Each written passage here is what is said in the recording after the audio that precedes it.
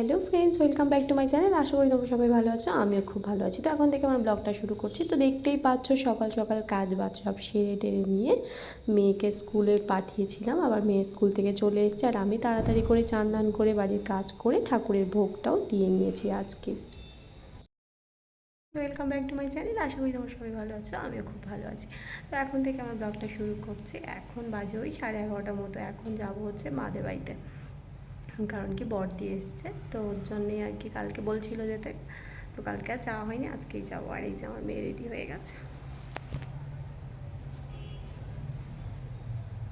ওরে বাবা, সানগ্লাসটা ওর বাবার। তো আমি এই যে রেডি হয়ে গেছি। তো এখন যাবো মাদের বাড়িতে।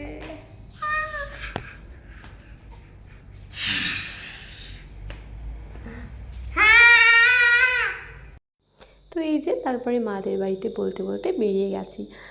তো আজকে এই সময়ই যাচ্ছি, কারণ কি মা যেতে বলেছে। আগে আগেই যেতে বলছিল, আমি একটু দেরি করেই গেছি আর কি, দেরি হয়ে গেছে। তো যাই হোক, এই যে রাস্তার মধ্যেই আছি। তো আমার বাড়ি থেকে তো আর আমার বাপের বাড়ি অনেক দূরে নয়, খুব বেশি দূর না আর কি। তো যাই হোক, এই যে এখন মাদের বাড়িতে যাচ্ছি, কারণ কি দিদিরা যেই আসুক, মেজদি হোক বড়দি হোক, ওরা আসলে আমাকে ফোন করে আর আমি দৌড়ে যাই, এরকম একটা ব্যাপার। তো না গিয়েও থাকতে পারি না। ওরা একটু দূরে বাড়ি, ওরা আসলে আমার যেহেতু কাছে, একটু বললে যাওয়ার চেষ্টা করি আর কি। তো এইটা অনেক দিন আগের গেছিলাম আর কি, সেটাই ভিডিওটা ছিল, তো তোমাদের সঙ্গে শেয়ার করা হয়নি। তো আজকে তোমাদের সঙ্গে একটু শেয়ার করে দিচ্ছি অনেক দিন আগেকার এই ভিডিওটা।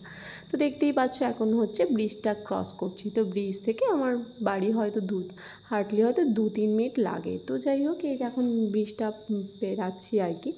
তো আগে স্কুল যেতাম, কিন্তু এই ব্রিজ দিয়ে খুব ভালো স্মৃতি আছে। সাইকেল নিয়ে স্কুলে যেতাম, সত্যি খুব ভালো লাগতো। সেই দিনগুলো একটা আলাদাই মজা ছিল, খুবই সুন্দর ছিল। এখনকার জীবন আর তখনকার জীবন মানে আকাশ পাতাল তফাৎ ছিল আর কি।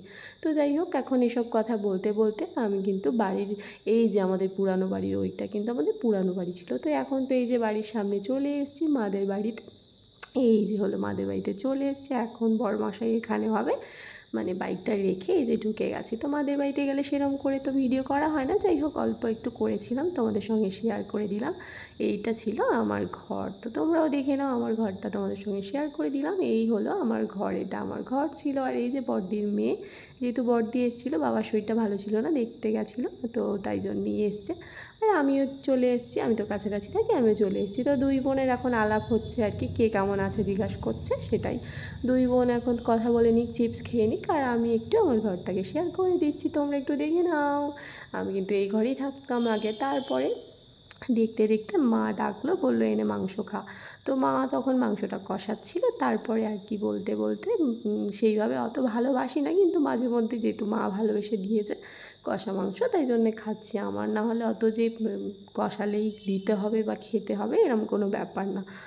তো মা যেহেতু ভালোবেসে দিয়েছে, ওই জন্যে দিয়েছে বলেই খাচ্ছিলাম আর কি। তো তারপরে আর কি মাংস খেতে খেতে দিদির সঙ্গে অনেক গল্পও করলাম, কিন্তু সেগুলো কিন্তু তোমাদের সঙ্গে শেয়ার করতে পারলাম না। কিন্তু যাই হোক, তোমরা একটু দেখে নাও, যেহেতু মাদের বাড়িতে গেছি, তোমাদের সঙ্গে একটু শেয়ার করে দিচ্ছি। এই জানলা দিয়ে অনেক গল্প করতাম, তারপর দাঁড়িয়ে থাকতাম। তো এখনকার আলাদা একটা অন্যরকম, তখনকার একটা আলাদা ছিল। তো তারপরে আর কি খেতে বসেছিলাম। মা এই যে গুছিয়ে টুছিয়ে দিয়েছিল খেতে, উচ্ছে আলু ভাজা, বেগুন ভাজা, চিকেন, আর একটা কচুর তরকারি করেছিল চিংড়ি মাছ দিয়ে, খুবই টেস্টি হয়েছিল। তারপরে খেয়ে দিয়ে আর কি দিদি আমি সবাই গল্প করছিলাম। মা দিদির সঙ্গে খুব গল্প করেছি, যেটা আর কি হয় একসঙ্গে হলে, যেটা মেনলি খুব হয় গল্প, তো সেটাই করছিলাম। মেজদি যেহেতু আসেনি, ওকেও খুব মিস করছিলাম। 3 বোন একসঙ্গে হলে এটাই করি আর কি। তো যাই হোক, তারপরে রাতের বেলা মেয়েকে টিউশন পড়িয়ে নিয়ে আবার বাড়িতে এই যে চলে আসছি। তো আমরা কিন্তু বাড়িতে পৌঁছে যাচ্ছি, দেখতে থাকো আমরা বাড়িতে যাই, আর তোমরা ভিডিওটা দেখতে থাকো। ভালো লাগলে লাইক কমেন্ট অ্যান্ড শেয়ার করে দিও। এখনকার মতো টাটা, বাই বাই। আর ভিডিওটা দেখতে থাকো, টাটা।